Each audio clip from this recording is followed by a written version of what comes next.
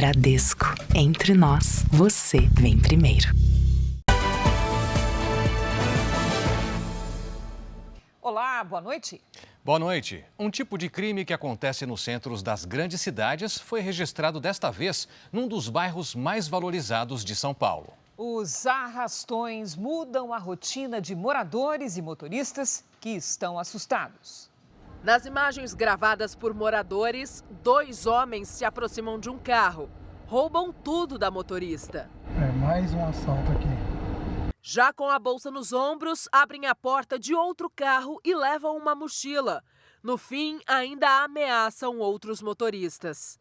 Essa rua costuma ficar mais movimentada no fim da tarde e começo da noite. Nesses períodos, quando começa a escurecer, criminosos aproveitam o semáforo fechado para assaltar motoristas que com o trânsito se tornam alvos fáceis. Segundo os moradores, os crimes têm sido frequentes. A Vanessa mora aqui há 4 anos. Um dos motivos de ter escolhido o bairro foi a segurança. Mas hoje em dia, o sentimento é de medo. A proximidade do metrô, a facilidade de locomoção. Então, fazemos os sacrifícios para que possamos morar num bairro mais próximo do metrô. Nos últimos meses, especialmente deste ano, os assaltos nesta rua, que estamos exatamente a um quarteirão do metrô, então os assaltos se intensificaram. Na delegacia da região foram registrados 227 roubos em janeiro deste ano, uma média de 7 por dia. No grupo de mensagens do condomínio são vários os alertas sobre os assaltos. O Diogo era acostumado a passear por aqui com a família, mas mudou o hábito de um tempo para cá. Começou recentemente, né? Então a gente está estranhando bastante. Chega umas 4 da tarde e a gente já não sai mais de casa. Esse especialista dá dicas de segurança e explica como é importante registrar o boletim de ocorrência para que o policiamento tente coibir esse tipo de crime, antes restrito ao centro de São Paulo. Quando você faz a notificação, você registra o boletim de ocorrência, você vai fornecer dados importantes para que as polícias, tanto militar, na distribuição do efetivo, como da Polícia Civil na investigação, consiga ou evitar que esses crimes continuem acontecendo naquele tipo de modalidade, naquele horário, com aqueles criminosos, porque você tem a informação e se antecipa, ou você consegue, por meio da investigação, identificar esses criminosos. A Secretaria de Segurança de São Paulo não respondeu aos nossos contatos para falar sobre os roubos na região. Veja agora outras notícias do dia. Rio de Janeiro, Espírito Santo e Minas Gerais seguem em alerta vermelho para chuva forte. E temporais provocam estragos e mortes.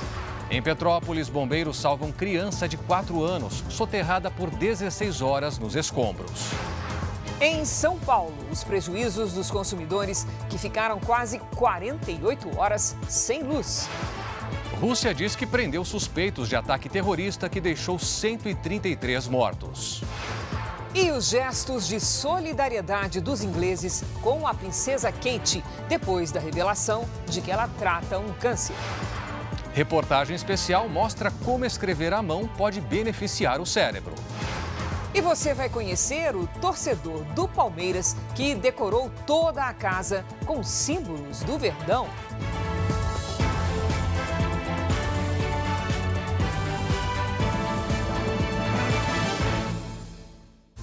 Oferecimento Bradesco. Dica de investimento com a Bia no app é fácil.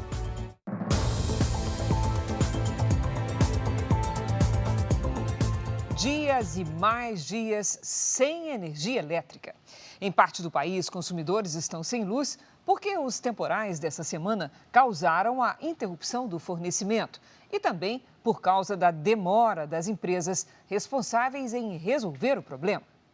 Em caso de prejuízos, especialistas em direito do consumidor recomendam reunir provas para exigir o ressarcimento.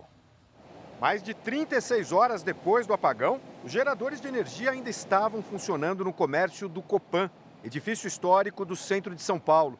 É a primeira vez em 28 anos que o dono deste restaurante passa por uma situação como essa. Nunca tinha visto algo parecido. E o que é pior, que eles não dão nenhuma satisfação para a gente, deixa a gente assim, a mercê, sem nenhuma opinião. Eles não passam, não avisam, não atendem um telefone para informar. A energia que na região do prédio caiu às 5 da tarde de quinta-feira só foi restabelecida às 2 da tarde deste sábado. Raimundo contabiliza os prejuízos. Na hora que veio o pico de energia, a chopeira queimou. A gente só sentiu o cheiro de queimado. Neste café, a queda de energia começou na segunda-feira e até hoje não voltou totalmente ao normal. Esta tomada, por exemplo, é 220 volts e o máximo que está chegando aqui, ó, é 180, 181, fica variando. Até terça-feira sem energia, depois quarta e quinta a gente ficou recebendo parcial, só as tomadas 110 funcionavam e só algumas, não eram todas. A comerciante pretende entrar na justiça contra a Enel, concessionária que distribui energia na capital paulista. A empresa informou que tem se empenhado para restabelecer a energia nas redes afetadas. Em vários estados, onde a causa dos apagões foi a chuva, as companhias de fornecimento de energia não acompanharam a necessidade da população de ter a luz restaurada. No Rio Grande do Sul, milhares de clientes ainda estão sem energia, de acordo com uma das concessionárias. Este advogado orienta moradores ou comerciantes que tiveram prejuízos a buscar o ressarcimento diretamente com a empresa fornecedora de energia ou registrar uma reclamação no site da Agência Nacional de Energia Elétrica. Se ele teve eventualmente alimentos que eram perecíveis e os alimentos se estragaram, ou se ele teve algum tipo de equipamento que queimou por conta de pico de energia, ele tem que fazer prova disso nesse procedimento, ou com laudos técnicos dos equipamentos, ou eventualmente com notas fiscais dos alimentos, e se ele não tiver nota fiscal, ele pode juntar uma fotografia ou um vídeo mostrando que o alimento pereceu. Se a situação não for resolvida, o caminho é procurar os órgãos de defesa do consumidor ou a justiça. É o judiciário quem vai determinar indenizações por danos materiais, em razão dos prejuízos sofridos, ou até mesmo por dias de trabalho perdido, e indenizações por danos morais, quando a situação extrapolou a questão material e gerou uma situação de humilhação ou alguma situação vexatória para o consumidor. Ainda bem que eu pude contar com a ajuda de amigos que emprestaram um freezer para a gente, mas o prejuízo a gente ainda nem contabilizou. Espírito Santo, Minas Gerais e Rio de Janeiro seguem em alerta vermelho para chuvas fortes. No estado fluminense, subiu para 8 o número de mortes provocadas pelos temporais. Em Petrópolis, houve um resgate dramático. Uma menina de 4 anos foi encontrada com vida após 16 horas soterrada. As buscas foram retomadas em Petrópolis quando o dia amanheceu. No fim da manhã, o alívio.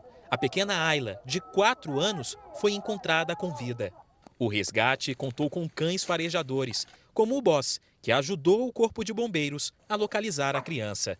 Ontem, 4 casas da região foram atingidas pela queda da barreira. Moradores entraram em desespero. Sai daí, ô! Sai daí, gente! Sai daí! O pai, a mãe, um irmão e a avó de Ayla estavam numa das casas atingidas e não resistiram. Carlos é parente das vítimas e diz que o pai salvou a criança. Porque ele ficou em cima dela.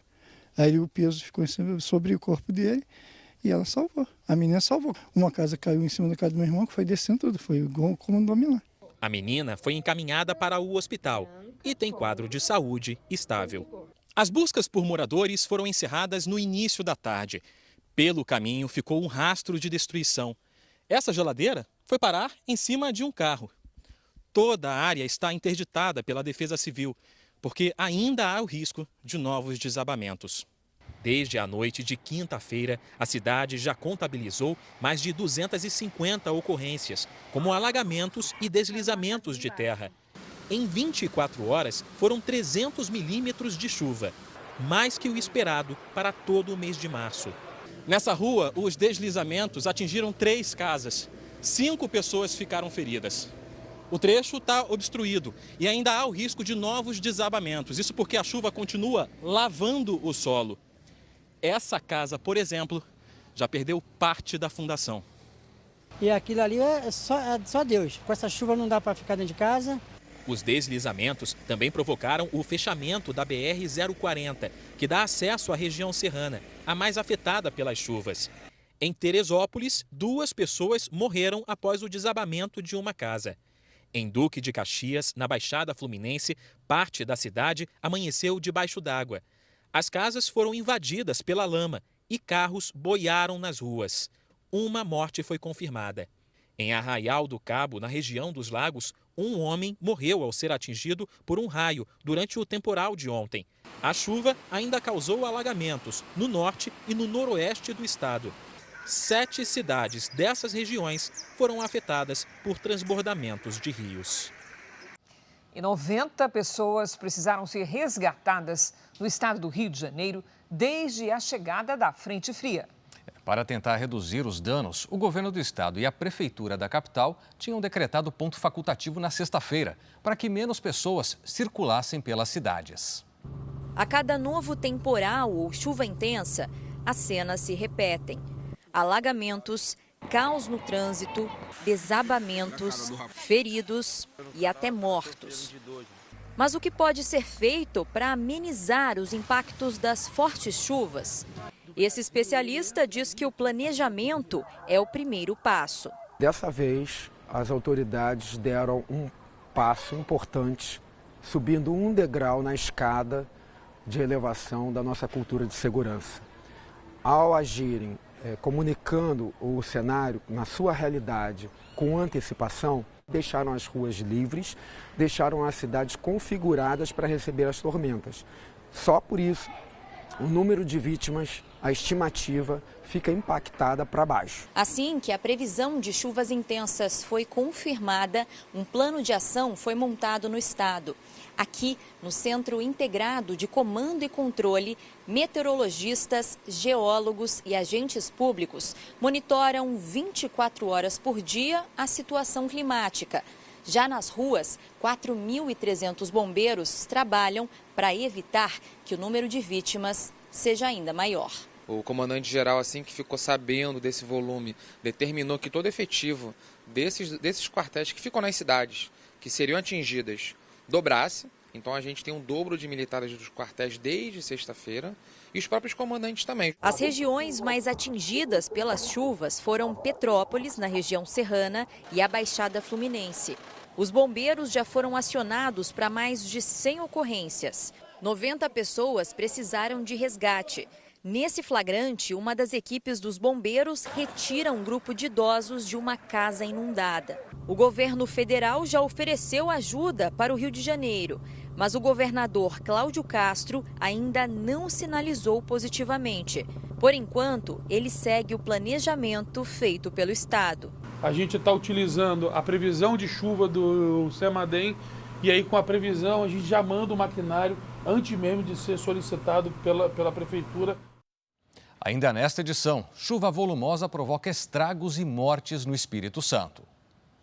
O menino que morreu ao tocar em um cabo energizado no Rio Grande do Sul estava brincando com os irmãos quando houve o acidente. Um temporal havia feito o fio se romper. A despedida foi neste cemitério de Viamão, na região metropolitana de Porto Alegre.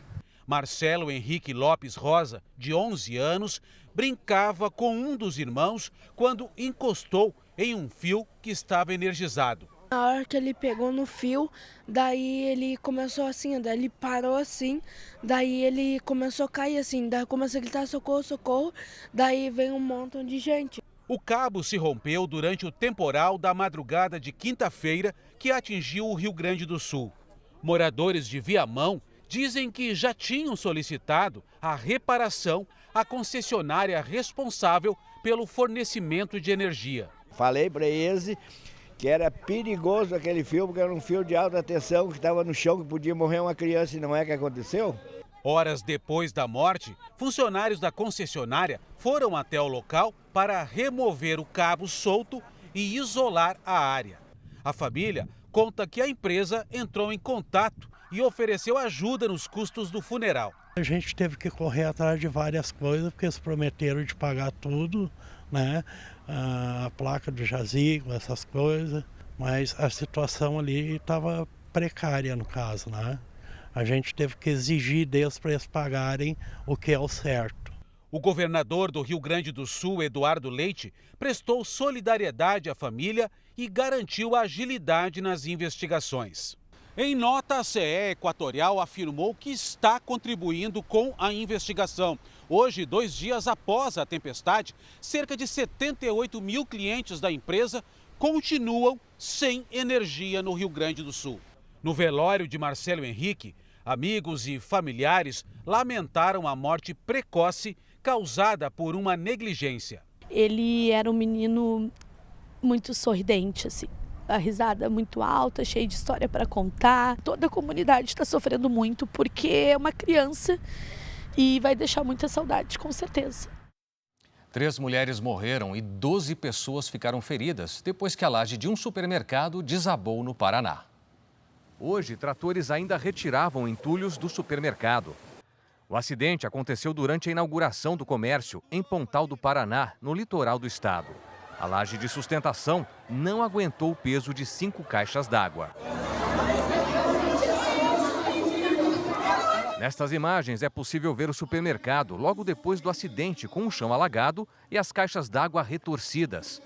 Segundo os bombeiros, o telhado cedeu com o peso da água no começo da noite de ontem. Foram trabalhos intensos a madrugada inteira, onde a gente buscava romper os obstáculos e os escombros em busca de vítimas. 12 vítimas precisaram de atendimento médico e dentre essas 12, 3 precisaram ser transferidas para o hospital regional, mas encontram instáveis. As 5 caixas comportavam cerca de 60 mil litros de água. A polícia investiga as causas do acidente. O supermercado disse que está prestando auxílio às famílias das vítimas e que vai colaborar para identificar os responsáveis. No noticiário internacional, subiu para 133 o número de mortes causadas por um ataque terrorista contra uma casa de shows na Rússia. Autoridades afirmam que 11 suspeitos foram presos. Bombeiros trabalharam durante toda a madrugada para conter o fogo na região metropolitana de Moscou. Mais de uma centena de corpos foram retirados do local. Autoridades afirmam que, além dos tiros, dezenas de pessoas morreram em consequência do incêndio provocado por explosões. Quando investigadores conseguiram entrar na casa de shows Crocus City Hall, encontraram armas e munição que foram abandonadas no local. Esta foto ainda mostra o carro que supostamente foi usado na fuga dos atiradores. A polícia confirmou que 4 pessoas fortemente armadas participaram do ataque. Os atiradores estavam com roupas militares e dispararam contra o público que foi ao local assistir a um show de rock da banda Picnic na sexta-feira. Dave estava na plateia e sobreviveu. Nós ouvimos rajadas de tiros constantes. Tentamos fugir pelos corredores e as pessoas entraram em pânico. Muitas foram pisoteadas, conta. Em um pronunciamento, o presidente Vladimir Putin classificou o atentado como um ato selvagem e afirmou que todos os terroristas que participaram do ataque foram presos. A polícia havia afirmado mais cedo que encontrou e prendeu 11 terroristas, incluindo os 4 supostos atiradores. Parte dos suspeitos foi presa após uma perseguição a 350 quilômetros da casa de shows. As identidades deles não foram divulgadas.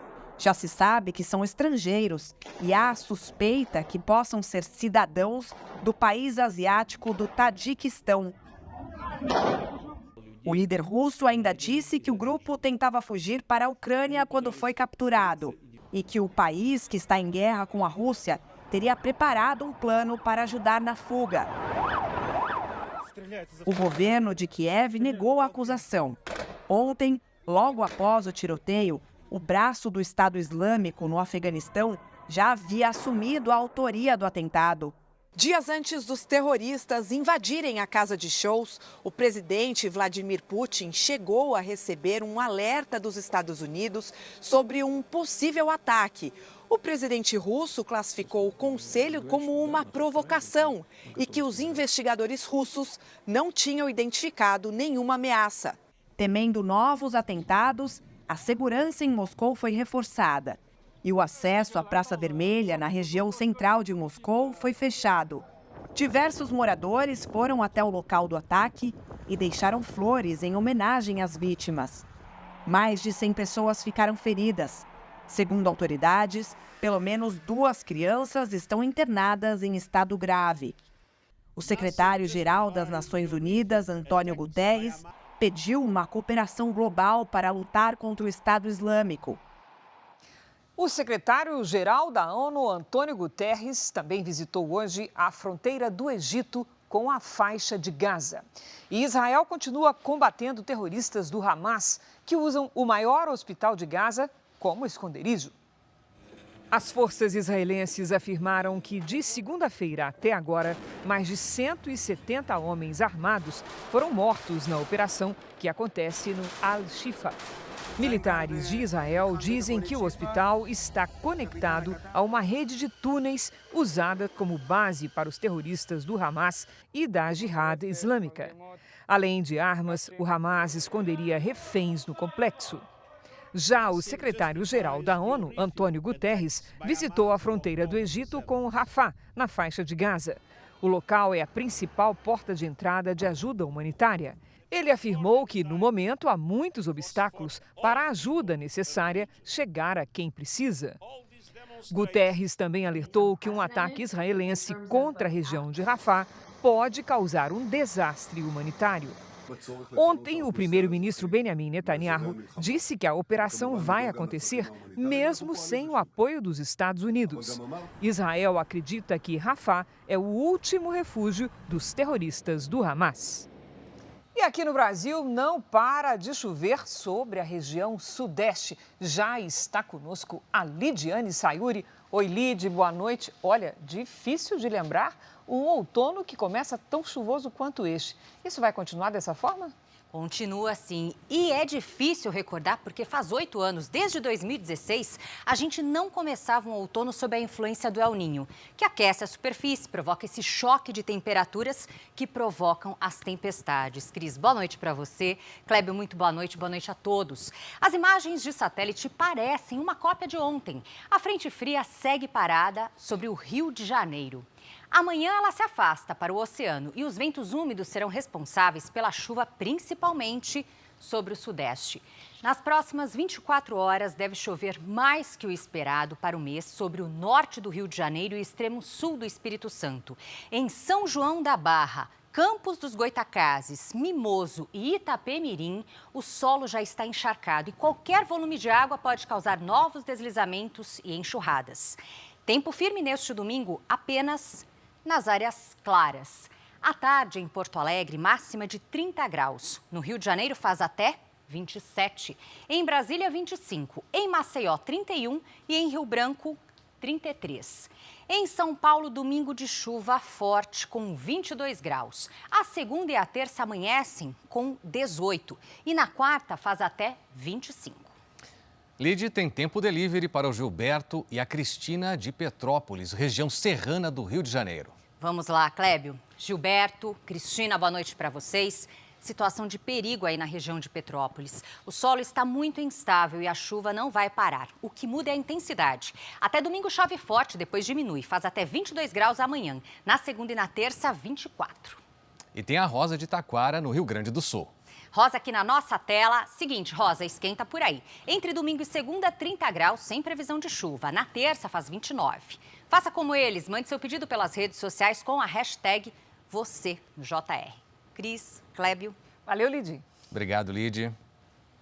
E ainda hoje, reportagem especial mostra os benefícios de escrever à mão para as crianças.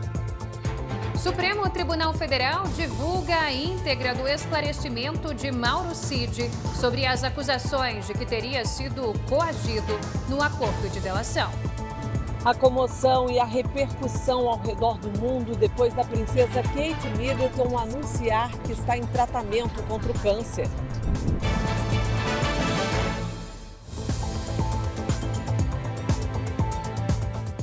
O Supremo Tribunal Federal divulgou a íntegra do depoimento de Mauro Cid, ex-ajudante de ordens de Jair Bolsonaro. Antes de ser novamente preso nesta sexta-feira, o militar falou ao STF após a divulgação de mensagens de áudios em que ele criticava a Polícia Federal e o ministro Alexandre de Moraes. Ao contrário do que afirmou na gravação, Mauro Cid negou que tenha sido coagido por policiais federais a falar o que não sabia e que já havia narrativa pronta montada pela Polícia Federal. Ele disse que firmou o acordo de delação premiada com a PF em setembro do ano passado de forma espontânea e voluntária, sem ter havido qualquer pressão do judiciário ou da polícia. O militar admitiu ser ele nas gravações e alegou que a conversa era informal e privada, sem o intuito de ser exposta. Cid disse que não se lembra para quem enviou as mensagens ou mesmo quando as gravações foram feitas. Questionado sobre quem são as pessoas com as quais ainda mantém contato, o tenente-coronel listou alguns familiares e amigos, mas garantiu não falar com políticos ou integrantes do judiciário. Sobre a declaração de que o ministro Alexandre de Moraes, relator do caso no Supremo Tribunal Federal, já teria a sentença pronta, o ex-ajudante disse que falou besteira e que todo mundo acaba dizendo coisas que não eram para ser ditas, em razão da situação que está vivendo, que foi um desabafo. Em relação ao áudio em que afirmou ser o investigado que mais se prejudicou e que todos se deram bem e ficaram ricos, Cid disse que estava falando do ex-presidente Bolsonaro, que ganhou Pix de apoiadores, assim como os generais que estão na reserva. E, no caso próprio, perdeu tudo. Ele concluiu o depoimento dizendo que deseja manter o acordo de colaboração premiada nos exatos termos que foi celebrado. Mauro Cid está preso no batalhão da Polícia do Exército aqui em Brasília. Agora, a Justiça avalia se mantém ou não a delação premiada do militar. Caso o acordo seja anulado, Cid e familiares podem perder os benefícios acordados com as autoridades, mas não haverá prejuízos às investigações. O tenente-coronel é investigado nos inquéritos que apuram a falsificação de cartões de vacina, o desvio de joias da Presidência da República e o suposto plano de golpe de Estado após as eleições de 2022. Antes de ser novamente preso nessa sexta-feira, Cid já tinha sido detido em maio do ano passado. Ele foi solto 4 meses depois, quando decidiu colaborar com as investigações.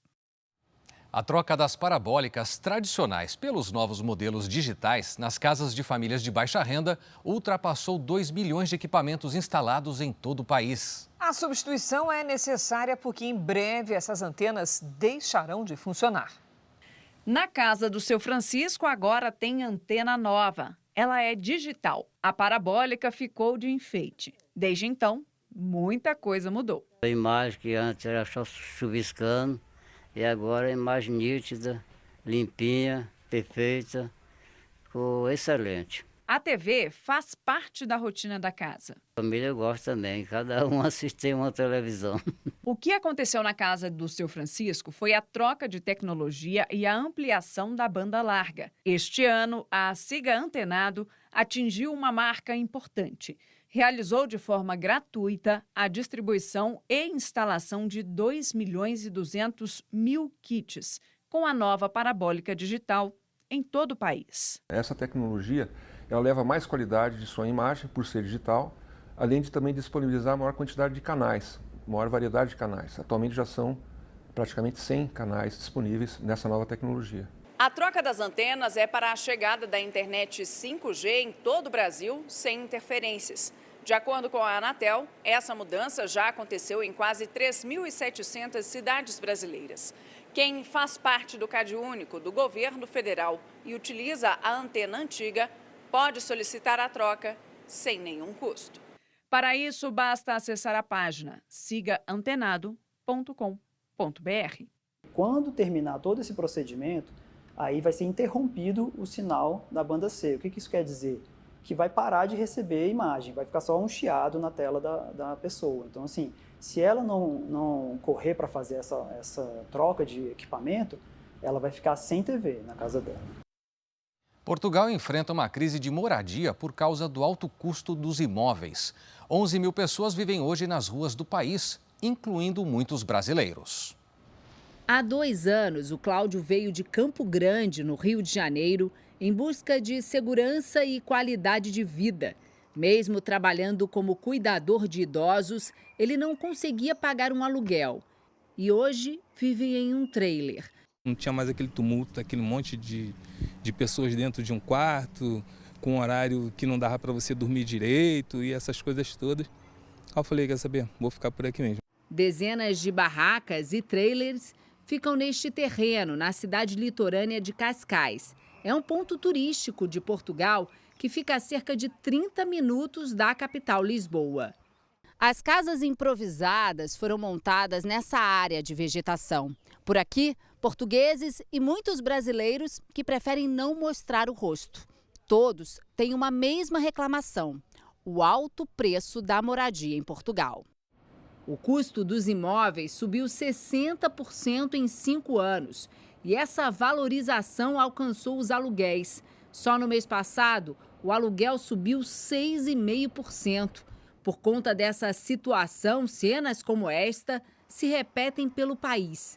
Segundo o governo, atualmente há quase 11 mil pessoas sem um teto para morar. Cerca de 10% são estrangeiros, como o brasileiro Cláudio, que imigrou para cá para sustentar a família, que ficou no Brasil. Aquilo que nós usávamos para pagar aluguel, nós usamos agora para poder guardar, para fazer um investimento melhor, enfim, para mandar um pouco mais de recursos, né, para as pessoas, principalmente meus filhos, né. Hoje ele dá um conselho para quem pretende morar em outro país. As pessoas precisam fazer um bom planejamento. O nosso investimento para chegar aqui é alto, né? Eu tive que vender, pegar empréstimo, passagem e ter como comprovar que eu posso ficar aqui durante 6 meses, né? Pela minha própria conta e risco, enfim. Eles fazem todas essas exigências. Então a pessoa tem que buscar se informar, porque senão vai perder o investimento e é triste isso. Veja a seguir: chuva provoca morte e destruição no município de Mimoso do Sul, no Espírito Santo. Na mesma semana, Banco Central anuncia 2 vazamentos de dados cadastrais de 133 mil chaves Pix. Pão de queijo a 2, a 7 ou a 15 reais.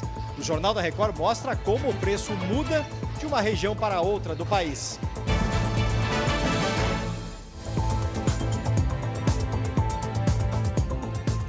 Mais de 130 mil chaves Pix tiveram os dados vazados nos últimos 6 meses. São informações que geralmente vão parar nas mãos de criminosos, que as usam para tentativas de fraude. No total, os 2 casos de vazamentos divulgados pelo Banco Central esta semana somam 133 mil chaves Pix. Eles aconteceram entre 28 de setembro do ano passado e 16 de março deste ano, em uma empresa de pagamentos que opera máquinas de cartões e em uma instituição financeira de crédito a microempreendedores e pequenas empresas. Não foram expostas informações protegidas por sigilo bancário, como senhas, movimentações e saldos das contas. Apenas o nome do correntista, CPF, banco, agência e a conta. Portanto, não seria possível realizar transferências com esses dados. De acordo com o Banco Central, os vazamentos aconteceram por causa de falhas pontuais nos sistemas das instituições. E ainda que a gente diga que apenas os dados pessoais foram expostos, isso não diminui o potencial criminoso desses vazamentos. É um motivo a mais de cuidado que você tem que ter, especialmente com possíveis fraudes que você pode ser alvo. A dona Verônica passou por isso em dezembro. Ela recebeu uma suposta ligação do banco propondo um empréstimo. Nós temos uma proposta para a senhora de um empréstimo assignado, que a senhora vai receber R$7 mil. E as parcelas são em 84 vezes, tá? Então, eu vou fazendo para a senhora e a senhora vai só clicando. Eu falei, tá bom, eu aceito. Mas aí ele já sabia meu nome, CPF, RG, já passou tudo, minha vida inteira. Esta advogada também recebeu ligações suspeitas em um outro tipo de tentativa de fraude. Ela comprou ingressos para um parque temático com um cartão de crédito virtual e por 3 vezes, criminosos tentaram usar o mesmo cartão para fazer compras pela internet. O detalhe é que o cartão virtual expira logo após a compra. Quando eu uso esse cartão, eu faço a compra e logo em seguida eu entro no meu aplicativo do cartão de crédito para verificar se realmente a compra foi no local que realmente eu estava fazendo, né? Porque se tiver, por exemplo, um site de uma empresa X, no cartão tem que aparecer a empresa X. Se aparecer uma empresa Y, realmente houve um golpe ali, e eu tenho a possibilidade de cancelar essa compra. Eu mesmo trabalhei a vida inteira, trabalhei muito. Os bandidos, em um minuto, tentar tirar. Voltamos a falar dos temporais que atingem a região sudeste. No Espírito Santo, o governo decretou situação de emergência. Em Mimoso do Sul, 10 pessoas morreram em decorrência da chuva. Em todo o estado, mais de 1.000 estão desalojadas. O centro de Mimoso do Sul, a 180 quilômetros de Vitória, virou um grande rio. A força da água arrastou carros e isolou a cidade. Um caminhão dos bombeiros foi levado pela correnteza e acabou se chocando com um outro caminhão. Esses moradores tiveram que se abrigar no telhado da casa. Esse outro morador mostra que a água atingiu o primeiro andar dos prédios da rua. Foi muito rápido, do nada a água começou a subir, aí a gente tentou resgatar um bocado de gente, mas muitos não conseguiu. 2 helicópteros atuam na região na busca de pessoas ilhadas. Entre os resgatados está a Lucilene. Acenamos, as vizinhas lá me ajudaram, entendeu? Aí elas acenaram para mim, que eu já estava bem nervosa, entendeu? Peter Costa, prefeito da cidade, foi às redes sociais alertar a população sobre o perigo.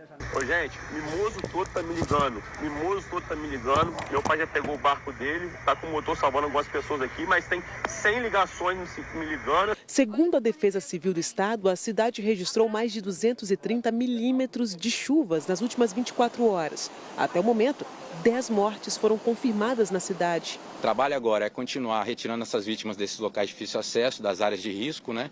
E possivelmente, enquanto tiver vítima em situação precisando desse apoio, as equipes vão continuar operando naquele local. Dos 1.200 desalojados de todo o estado, cerca de 1.000 são de Vargem Alta.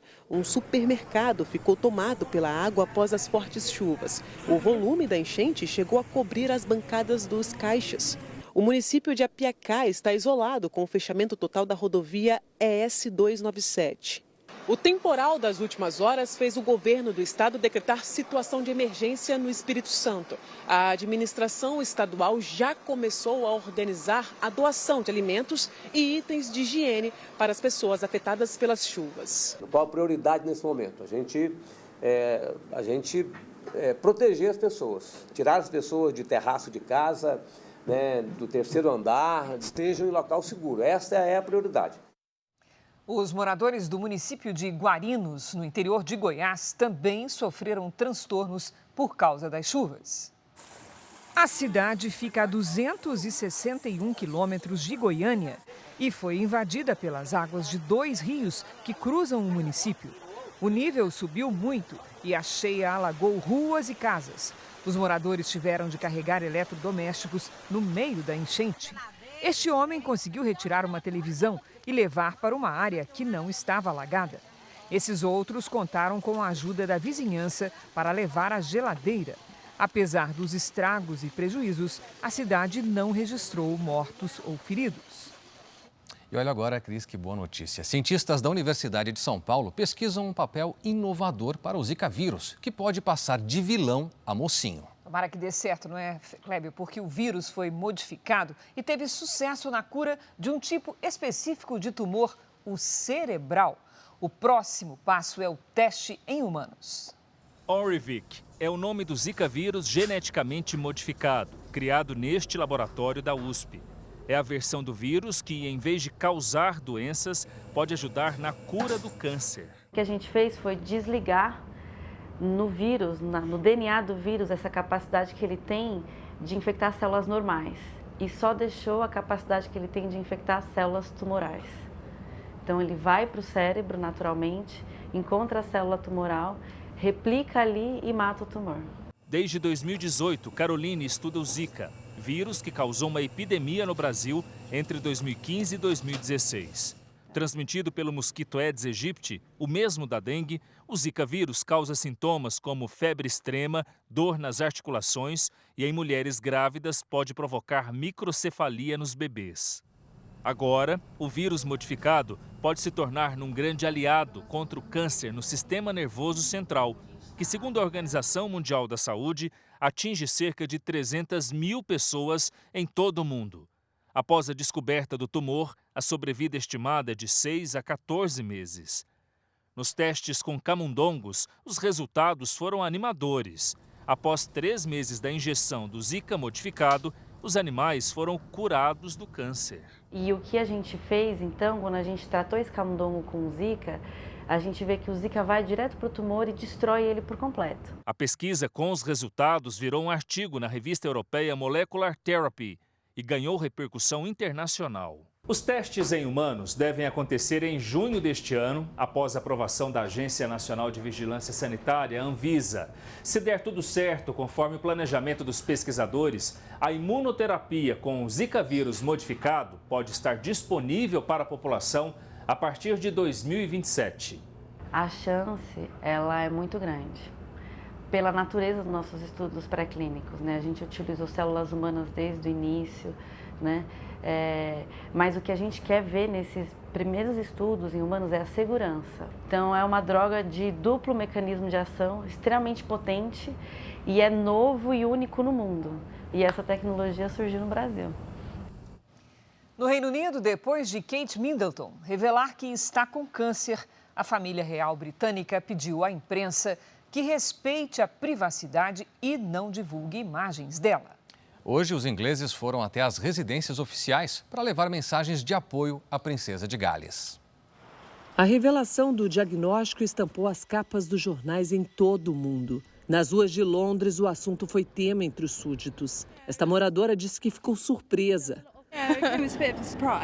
Esta outra afirmou que agora a princesa de Gales precisa de mais privacidade. Ontem, Kate Middleton pegou o Reino Unido de surpresa. Em uma declaração em vídeo, disse que está nos estágios iniciais de uma quimioterapia contra o câncer, mas não deu detalhes. Na gravação, ainda comentou que precisou de tempo para explicar tudo aos filhos e tranquilizá-los. Após o anúncio, a equipe da família real britânica pediu à imprensa que não sejam divulgadas novas fotos e vídeos da princesa. O pedido é um reforço de uma solicitação feita pela própria Kate. Em frente ao Palácio de Buckingham, uma das residências oficiais da realeza, turistas e moradores da capital inglesa se reuniram para demonstrar apoio a ela neste momento. Aqui em Windsor, o sábado foi de grande movimento em frente ao castelo onde Kate e a família moram. Mas acredita-se que ela não esteja mais aqui. Menos de 24 horas depois de anunciar para o mundo que está com câncer, a princesa e o príncipe de Gales teriam sido vistos hoje embarcando em um helicóptero lá dentro do castelo, o que indica que a família deve mesmo aproveitar as férias escolares das crianças em um lugar com mais privacidade. Agora, 2 integrantes da família real lutam contra o câncer. Além da princesa de 42 anos, o rei Charles, de 75, também foi diagnosticado com a doença em fevereiro. De volta ao Brasil, o pão de queijo, um dos alimentos preferidos de todos nós brasileiros, pode ser considerado um termômetro dos preços do polvilho, da farinha e, é claro, do queijo. E lá em Minas, Clébio, justamente o berço do pão de queijo é que o preço está cada vez mais salgado, alta de até 22% em um ano. A situação se repete em outras capitais, como mostram os nossos repórteres. Não importa o local nem o horário. Se tem pão de queijo quentinho, ninguém resiste. Eu acho que não tem quem não goste, né? Nesta cafeteria de Belo Horizonte, ele nunca esfria na vitrine e ainda costuma sair acompanhado de um cafezinho. Na hora de elaborar o produto, né, você não pode ter dó, não. Você põe o queijo para o freguês sentir o gosto, sentir o sabor. O queridinho dos mineiros está mais caro aqui em Belo Horizonte. Uma pesquisa mostra que em um ano o preço médio do pão de queijo subiu em média quase 22%. Nessa cafeteria, o pão de queijo custa R$4, mas por toda a capital mineira, ele pode ser encontrado por valores que variam entre R$2 e R$7, dependendo do tamanho e da matéria-prima utilizada. Um dos motivos do aumento é que o polvilho e o queijo ficaram mais caros. Isso aí acaba encarecendo o custo da produção de um pão de queijo, né? De aumento, ninguém gosta, mas tem gente que, pela qualidade do pão de queijo, acaba pagando mais caro sem reclamar. Pagar mais caro, R$4, R$5 tranquilamente. O que não vale é ficar sem. De jeito nenhum.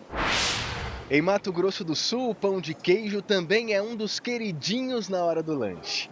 Nesta loja especializada no salgado mineiro, o produto vem variado, com recheio de acordo com o gosto do cliente. Receita de família que se transformou em fonte de renda. Aqui o pão de queijo varia entre R$ 9,00 até R$ 20,00 a unidade. Vieram aqui os pais, namoraram, já estão tendo filhos, os filhos já estão comendo pão de queijo. Muito similar ao pão de queijo, a chipa tem origem no Paraguai.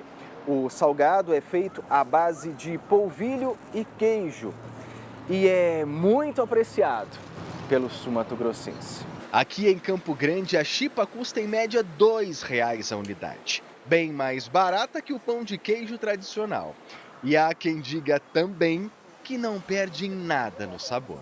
Chipa é uma delícia, além de ter toda aquela questão cultural, né, que a nossa integração aí com o pessoal do Paraguai, a receita que vem de lá.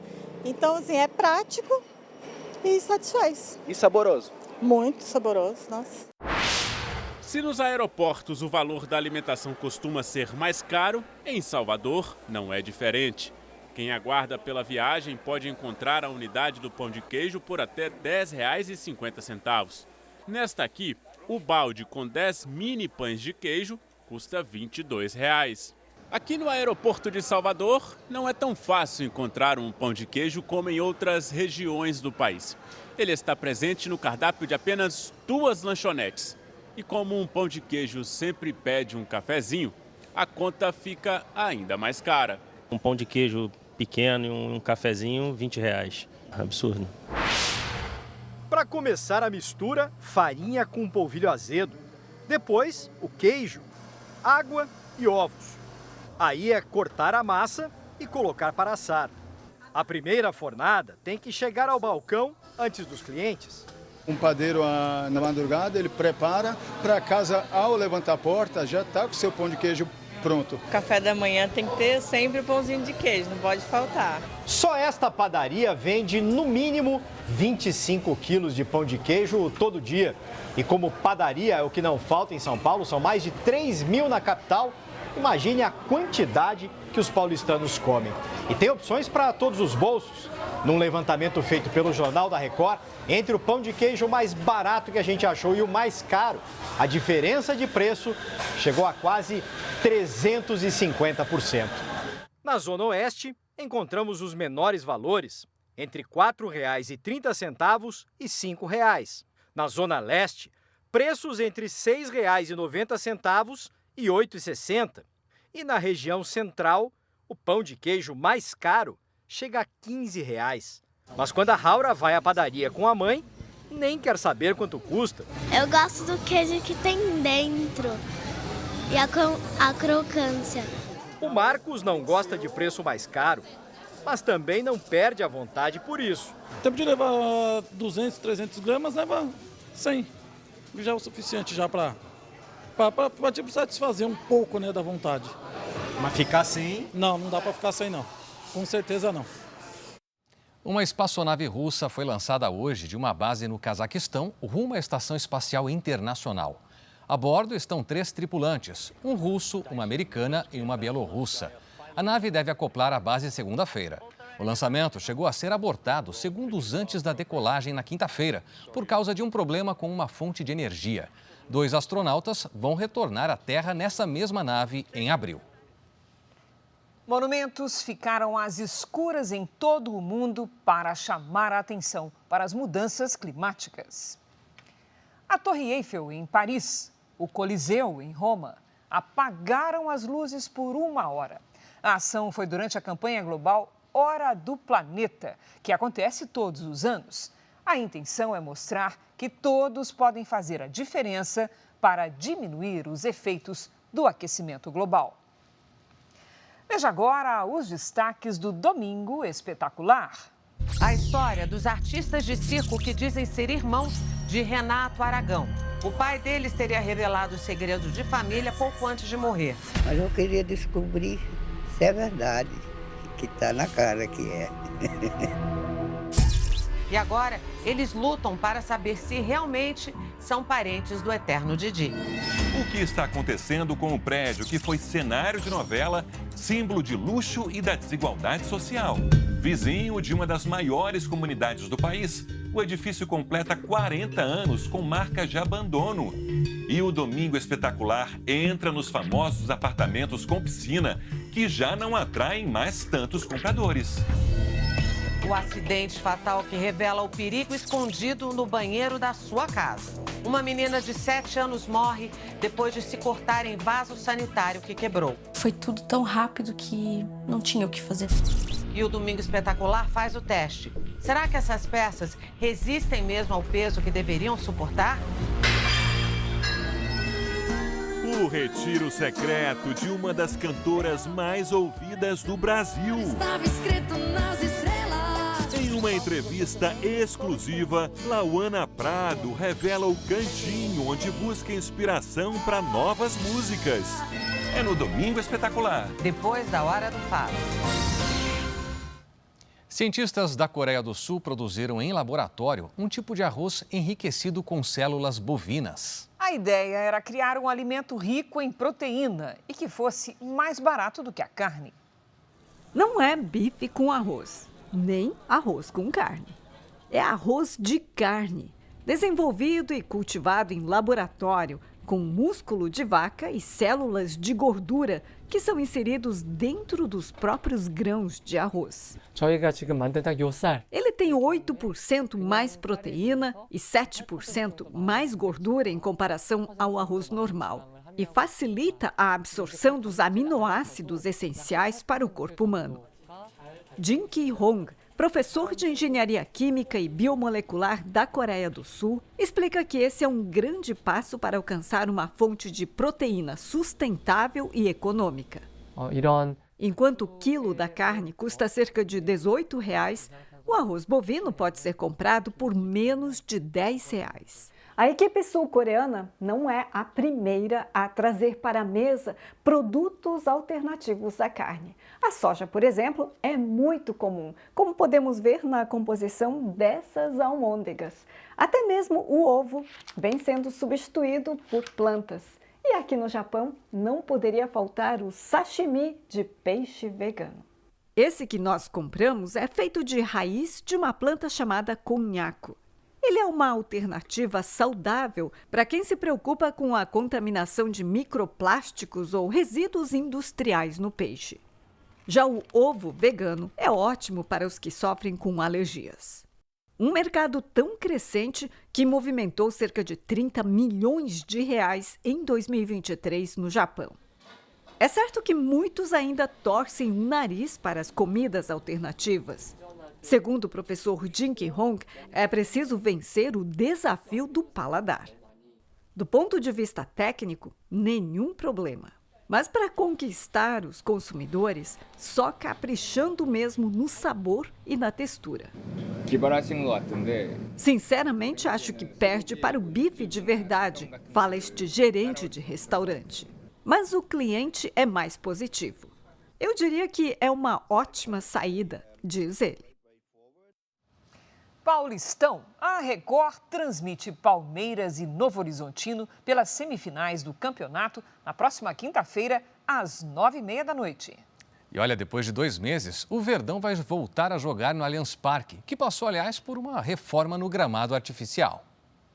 O Allianz Parque está com gramado novinho em folha. O torcedor estava com saudade.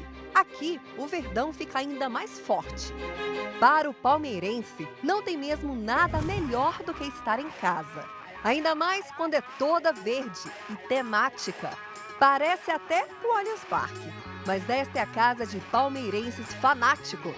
É quase um ponto turístico em Taboão da Serra, região metropolitana de São Paulo. Tem o mascote do clube, escudos e o incrível Hulk.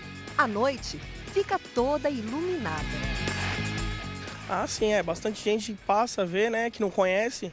Olha, bastante gente grita a favor, bastante gente grita contra também. A ideia foi do seu Jefferson, que faleceu há 2 meses. É o pai do Vitor e da Giovana. Eu ainda me emociono muito, né, com a perda dele. Lembrar do Palmeiras e lembrar dele é sempre um ato muito bonito. O seu Jefferson sempre fez questão de reunir família e amigos nos jogos do Palmeiras. Na final da Libertadores de 2021, foi uma festa. Vitor vai seguir com o legado do pai e tem planos de deixar esse muro ainda mais com a cara do Palmeiras. Nesse lado, como homenagem, pretende pintar o rosto do seu Jefferson. E aqui, se o Palmeiras for tricampeão paulista, vai eternizar numa imagem a equipe com a taça. 90 anos que não tem esse feito do Palmeiras conquistar o tricampeonato paulista e agora a gente tem essa oportunidade, espero que ocorra. Vai ser um feito histórico tanto para o Palmeiras quanto para o Abel e para nossos torcedores que vai poder vivenciar esse momento. Para manter a tradição, na semifinal do Campeonato Paulista, o Vitor vai reunir todo mundo para torcer junto. Ficar ligado na Record e, se Deus quiser, vamos passar para a final. A gente preparou uma surpresa para o filho do seu Jefferson. Um recadinho de um ídolo da torcida. Fala, Vitor, tudo bem? A gente ficou sabendo daquilo que você fez na sua casa. A gente fica muito feliz de ter torcedores como você. Então a gente quer agradecer você pelo carinho, pela torcida, tá? E que você continue dando muita sorte pra gente. Valeu. Valeu, Veiga. Espero uma visita sua aqui e quem sabe futuramente seu rosto também não vai estar aqui no muro. O próximo desafio é quinta-feira, às 9h30 da noite. A Record transmite com exclusividade na TV aberta o jogo contra o Novo Horizontino. Pesquisas nacionais e internacionais reforçam a importância da letra cursiva, que é a escrita à mão no desenvolvimento da criança. Aqui no Brasil, é obrigatório nas escolas. Clébio tirou nota 10 nas aulas de caligrafia, não é, Clébio? Em outras regiões do mundo, a atividade chegou a ser substituída integralmente pela digitação em teclados e tablets. Mas os educadores estão começando a voltar atrás. Dos traços retos da letra de forma para o desenho contínuo das letras cursivas. Não só em sílabas, mas em frases inteiras que contam histórias. Tamanduá falou para o amigo. Morro de saudade de comer trigo. Rafaela começou a ser alfabetizada aos 5 anos e hoje, aos 7, já domina a escrita. Olhando assim, até parece mágica. Foi maravilhoso. Ela aprendeu todo o alfabeto, aprendeu a escrever em letra bastão. Quando foi passando para a cursiva, já sabia, né, formar as palavrinhas e foi indo. E agora escreve em cursiva e lê em cursiva. Aprender a letra cursiva no Brasil não é uma opção. Faz parte da Base Nacional Curricular. Ou seja, toda criança em idade escolar deve aprender ainda durante o processo de alfabetização.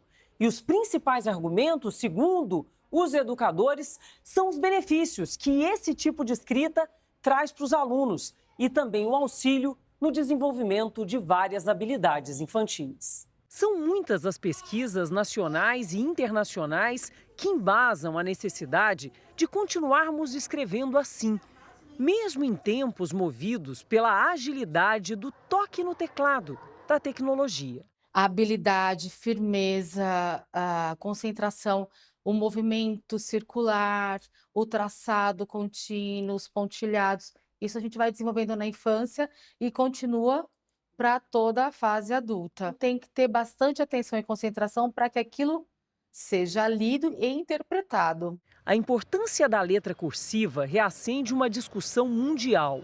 Mais de 20 estados americanos, que já tinham abolido esse tipo de escrita há mais de uma década, resolveram dar um passo atrás. Ou melhor, seguir adiante, com base em estudos que comprovam benefícios de aprender a letra cursiva.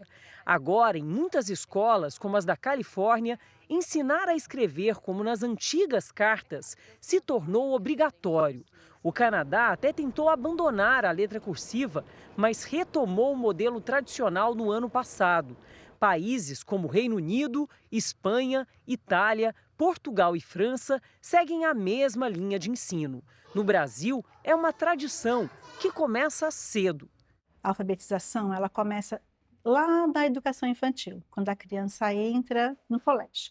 Então, ela é preparada, né, com atividades de psicomotricidade, de coordenação motora fina, até mesmo a pegar um lápis, né, a usar um papel, a utilizar folha. Quando eles percebem que eles conseguem evoluir com a escrita, então isso estimula muito a cada criança. Por 2 anos, a mãe da Rafaela, que mostramos no início da reportagem, estudou numa universidade da Califórnia e se assustou com um modelo diferente de escrever, que lá era uma unanimidade. Quando eu fiz minhas primeiras provas, eu tomava nota, muita matéria, eu sou de humanas, então eu gosto de tomar nota, tudo em cursiva. Aí quando eu entreguei as primeiras provas e eu recebi as devolutivas, eles, nossa, foi difícil de corrigir sua prova, porque toda ela em cursiva e todo mundo escrevia em bastão.